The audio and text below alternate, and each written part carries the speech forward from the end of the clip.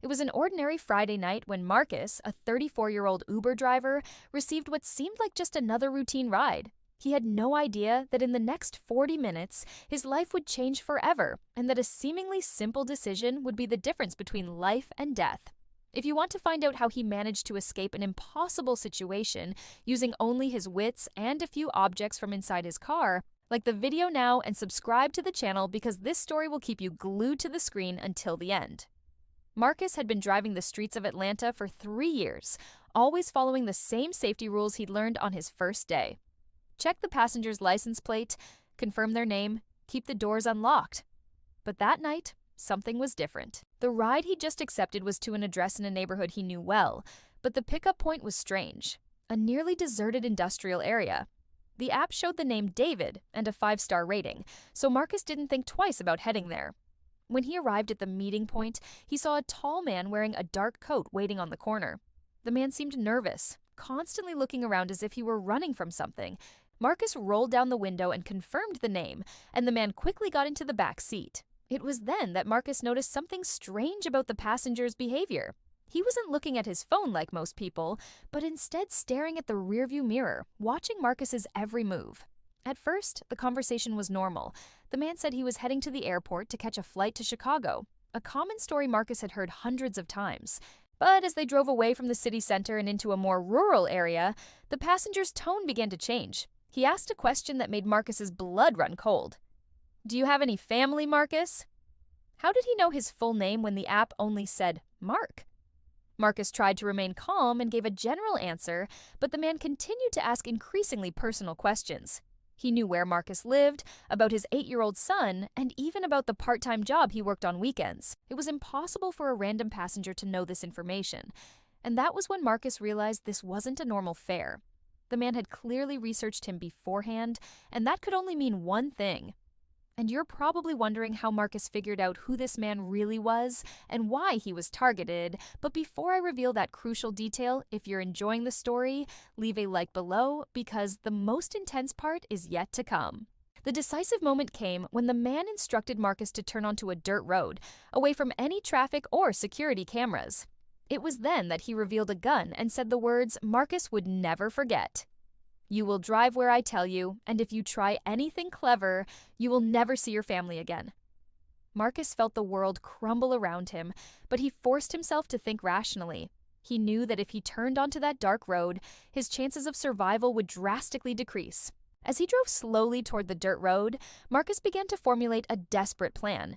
He remembered a feature in his car that most people didn't even know existed, something he'd discovered by accident a few weeks earlier while cleaning out the vehicle. His car had a silent emergency system that could be activated discreetly, but he'd need a few seconds of distraction to activate it without the kidnapper noticing. Marcus pretended to have a transmission problem and stopped the car, claiming he needed to check something quickly. The man became visibly agitated and pressed the gun against the seat, but Marcus said that if the car broke down there, they would attract even more attention. With his heart pounding, he managed to discreetly activate the emergency system, which would automatically send his location to authorities and begin recording audio from inside the vehicle. But Marcus knew that simply waiting for help wouldn't be enough. He needed to buy time and, if possible, create an opportunity to escape. It was then that he noticed something that would completely change the course of the situation. The man was wearing a seatbelt, a seemingly insignificant detail that would become the key to his escape. Marcus had a risky idea, but it was his only chance. As he returned to the driver's seat, Marcus discreetly unlocked only his own door and left all the others locked. He told the man he was going to accelerate up a small hill ahead, but in reality, he was preparing to perform a maneuver he'd only seen in movies. With a sudden burst of acceleration, Marcus slammed on the brakes and spun the car sharply to the left, causing the car to skid and spin in a maneuver experts call a Scandinavian flick. The impact of the maneuver threw the kidnapper against the side of the car, and taking advantage of the man's few seconds of disorientation, Marcus jumped out of the vehicle and ran toward the dense vegetation beside the road.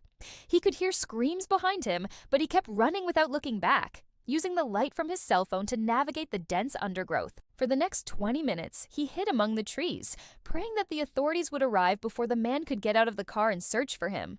And that's exactly what happened. The emergency system Marcus had activated not only sent his location to the police, but also began transmitting real-time audio, allowing officers to hear the entire conversation and understand the gravity of the situation. When they arrived at the scene, they found the kidnappers still trying to unlock the car doors, which had automatically locked after Marcus exited the vehicle. The subsequent investigation revealed that Marcus had been the target of an elaborate scheme. He was part of a criminal organization that used ride-hailing drivers to transport drugs and money, and when Marcus had unwittingly refused a suspicious ride a few weeks earlier, he became the group's target. They had created a fake profile on the app and collected personal information about Marcus through his social media accounts, planning to force him to work for them through threats.